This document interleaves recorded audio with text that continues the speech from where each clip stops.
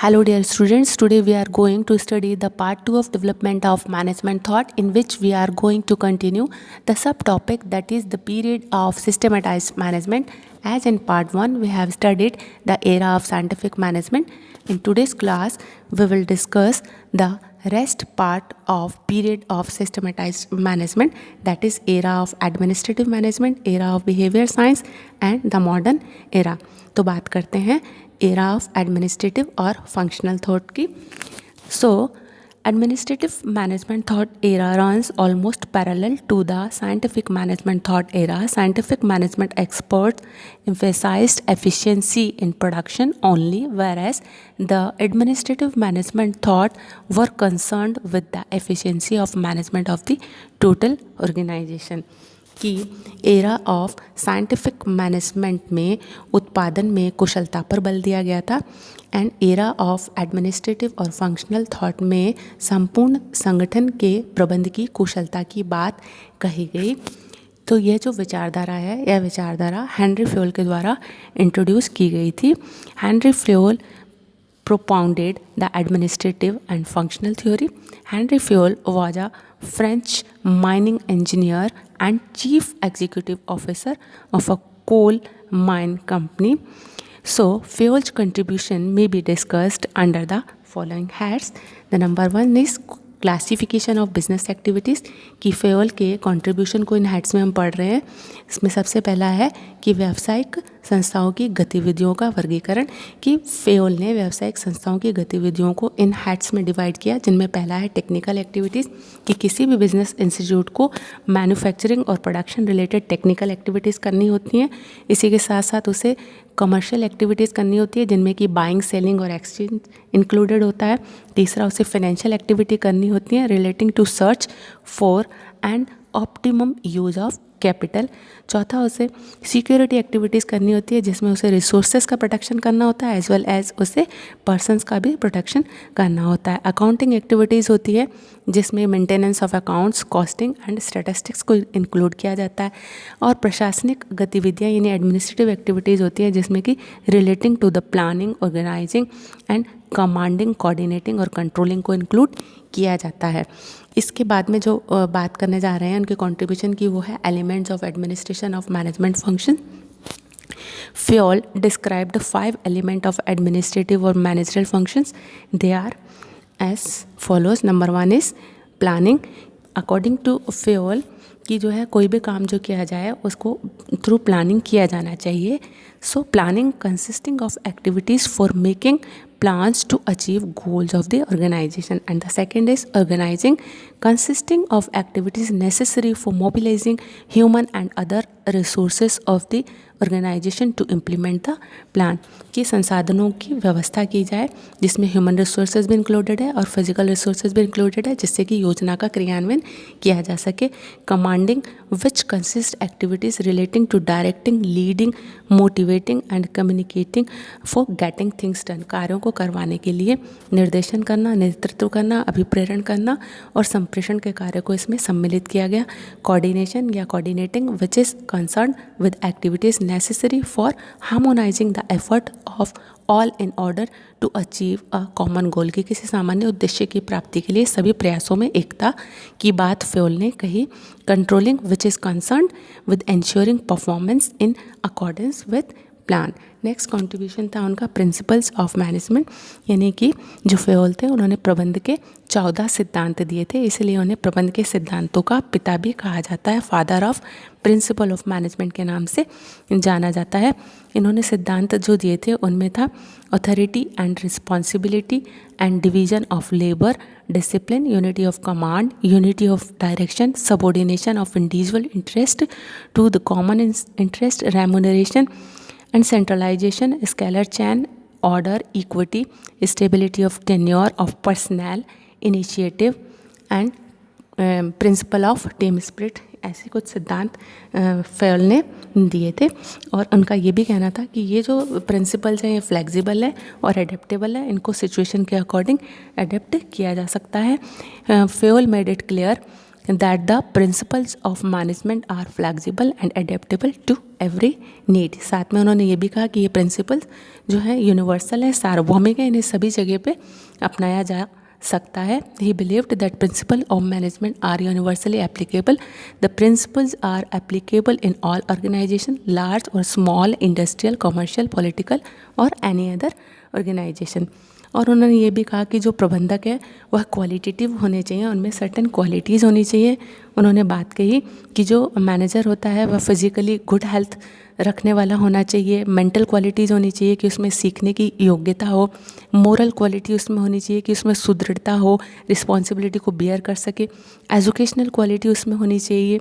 इसी के साथ साथ उसमें तकनीकी और पेशेवर योग्यता, टेक्निकल और प्रोफेशनल क्वालिटीज़ यानी कि ability to perform a job efficiently, यह योग्यताएं एक प्रबंधक में होना ज़रूरी है।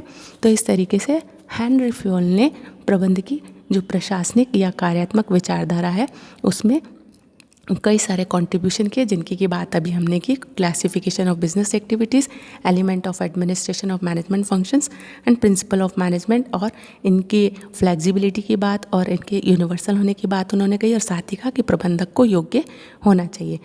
अब हम बात करने जा रहे हैं era of behavioural science thought की, कि जो प्रशासनिक प्रबंध विचारधारा थी उसके बाद में जो प्रबंध का जो विकास हुआ उसमें जो नेक्स्ट जो स्टेप है या जो एरा है वो है बिहेवियर साइंस थॉट का। कि जो बिहेवियर साइंस थॉट है ये ऐसा मानता है कि जो ह्यूमन बीइंग है या जो एम्प्लॉयज़ है वो सिर्फ एक इकोनॉमिक पॉइंट ऑफ व्यू से ही काम नहीं करते हैं, बल्कि वह एक सोशल पर्सन होते हैं। They considered organization as a social system. तो इस विचारधारा को मानने वाले जो व्यक्ति हैं उनका ये मानना था कि जो है जो व्यक्ति या जो स्टाफ होता है वो बेसिकली सोशल होता है, और इसलिए उनकी सोशल नीड्स को आइडेंटिफाई करके ही उनसे कार्य लिया जाना चाहिए। तो ये जो एरा है इसकी एक्टिविटीज़ को हम 3 पार्ट्स में डिवाइड करके जान सकते हैं। In this era the development of management thought took place through the 3 steps. That is, number 1 is emergence of industrial psychology, and the second is Hawthorne studies and human relations movement, and the third one is emergence of behavioral science। कि सबसे पहले industrial psychology को apply करने की बात कही गई।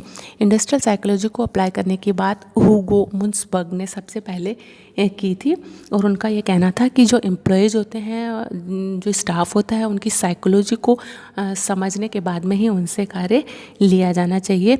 और उनके अनुसार ऐसा करने से जो है जो एम्प्लॉयज़ हैं वो ज़्यादा इफ़ेक्टिवली काम कर सकते हैं। He suggested that psychology can help management in 3 ways: in finding the best possible man, and in determining the best possible condition of work, and in producing the best possible effect on the workers, that is motivating effect। तो इस तरीके से industrial psychology को apply करने की बात इस era में कही गई, और इसी एरा में हॉथर्न स्टडीज़ हुई। हॉथर्न स्टडीज़ जो हुई थी वह इस बात के लिए हुई थी, ये जानने के लिए हुई थी कि जो एम्प्लॉयज़ होते हैं वो किस तरीके से इनफॉर्मल ग्रुप से या सोशल नीड से इंस्पायर होते हैं, या फिर उनकी प्रोडक्टिविटी को क्या चीज़ अफेक्ट करती है, यह जानने के लिए हॉथर्न स्टडीज़ की गई थी। Hawthorne studies give birth to the human relation movement. Hawthorne studies were conducted at the Hawthorne plant of the Western Electric company in Chicago, USA between 1924 and 1932। The studies were conducted by a Harvard research group led by Alton Mayo and Roethlisberger। तो इनके द्वारा इस बारे में study की गई, और ultimately ये स्टडी करके ये रिजल्ट निकाले गए कि जो मैन होता है, man is not only economic man and work is group activity. Informal groups का इम्पोर्टेंस होता है, सोशल ग्रुप का इन्फ्लुएंस होता है, और सोशल ग्रुप के कुछ नॉर्म्स होते हैं। ग्रुप का जो कॉपरेशन है वो प्लान्ड होता है।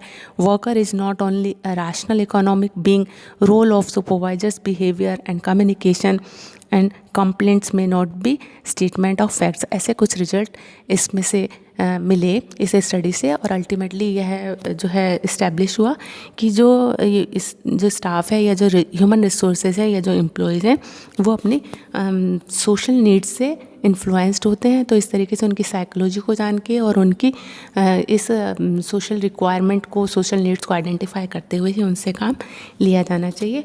और अल्टीमेटली थर्ड स्टेप में जो है बिहेवियर साइंस का ओरिजिन हुआ, तो इमरजेंस ऑफ बिहेवियर साइंस हुआ है इसमें। तो इसमें ऐसा हुआ कि Hawthorne studies are considered as a milestone in establishing the framework of behavioural science thought of management. Later researchers refined the human relations approach and that resulted into a new thought which is known as the behavioural science thought. कि human relation approach को जब और ज़्यादा उसको refine किया गया researchers के द्वारा, तो इस तरीके से इसमें जो है बिहेवियरल साइंस अप्रोच का ओरिजिन हुआ। और इसमें यह जाना गया कि जो एम्प्लॉयज़ होते हैं उनको साइकोलॉजिकली ट्रीट किया जाना चाहिए। Behavioural science thought of management is founded upon the knowledge and principles of behavioral science such as psychology, sociology, anthropology, etc. It focuses on the solution of management problems by scientific study and understanding of human behavior in the group और organisation. तो इस तरीके से समूह में व्यक्ति कैसे व्यवहार करता है इस विचारधारा के द्वारा यह जाना गया। Now the next era is modern era, that is today's time. तो ग्रेजुअली साइंटिफिक एरा से शुरू होते हुए जो मैनेजमेंट का जो जर्नी है वो आज तक पहुंच गया है। इसको हम मॉडर्न एरा ऑफ मैनेजमेंट कहते हैं, जो जिसको कि हम 1950s एंड ऑनवर्ड्स में काउंट करते हैं। In this era many new theories of organisation, motivation, leadership etcetera have been the developed. इसमें कई सारी विचारधाराओं का डेवलपमेंट हुआ। एज मैनेजमेंट सिस्टम अप्रोच की प्रबंध एक प्रणाली है। कंटिजेंसी अप्रोच की जो है ये संयोगिक विचारधारा होती है, ये बहुत सारी परिस्थितियों से प्रभावित होती है। इसी तरीके से theory Z offered by William Ouchi of Japan की जो थ्योरी जेड का प्रतिपादन किया गया कि जो एम्प्लॉयज़ होते हैं उनको एज फैमिली मानना चाहिए और उनको जो है जब तक वो इस जीवन में हैं तब तक उन्हें संस्था का अंग माना जाना चाहिए। और परिवार की जो जिम्मेदारियां हैं उन जिम्मेदारियों को फुलफ़िल करने का जो रिस्पॉन्सिबिलिटी है वह भी अगर ऑर्गेनाइजेशन बेयर करता है तो जो एम्प्लॉयज़ हैं वह अपना बेस्ट कंट्रीब्यूशन दे सकते हैं। तो इस तरीके से हमने देखा जो सिस्टमेटाइज्ड मैनेजमेंट डेवलपमेंट हुआ है उसमें सबसे पहले प्रोडक्शन पे एम्फेसाइज किया जाता था, उसके बाद में मैनेजमेंट की इफ़ेक्टिवनेस पे एम्फेसाइज किया गया, और थर्ड नंबर पे हमने ये एक्सेप्ट किया जिसको कि हमने era of behavioural science thought कहा है कि मैन को साइकोलॉजी को जान के ही ट्रीट किया जाना चाहिए और उसके इनफॉर्मल ग्रुप्स को एक्सेप्ट किया जाना चाहिए और ग्रुप में किस तरीके से वो बिहेवियर करते हैं इसको मैटर किया जाना चाहिए। और अल्टीमेटली हम मॉडर्न एरा में आ पहुँचे हैं जहाँ पर कि और भी एडवांस स्टेजेस हैं और जिसमें कि मोटिवेशन, लीडरशिप की जो है नई नई एडवांस तरीक़ों को अडेप्ट किए जाने की बात की जाती है और एम्प्लॉयज़ को एज पार्टनर ट्रीट किया जाता है। तो इस तरीके से यह था हमारा सिस्टमेटाइज्ड डेवलपमेंट ऑफ मैनेजमेंट के बारे में हमने जाना। So period of systematised management is classified in era of scientific management and era of administrative management and era of behaviour science and the modern era. That's it. Thank you.